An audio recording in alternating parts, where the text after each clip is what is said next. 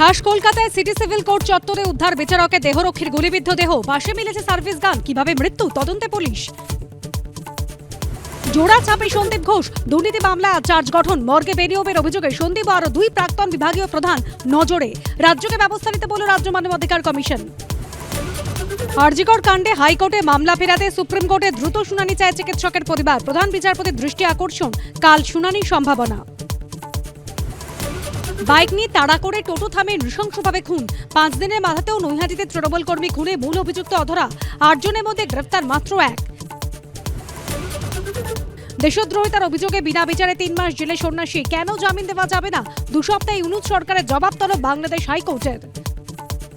নতুন সিরিয়ালে সেট তৈরি কাজ বন্ধ, টেকনিশিয়ান বনাম পরিচালক সংঘাতে ফের উত্তপ্ত টালিগঞ্জ। মুখ্যমন্ত্রী জুলাই মাসের শেষে বলেছিলেন যে একটি কমিটি তৈরি হবে ফেডারেশনের এখতিয়ার দিক। আমরা তো অপেক্ষা করে বসেছিলাম।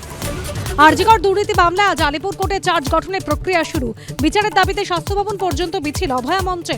ঘণ্টাখানির সঙ্গে সমান রাত 8টা।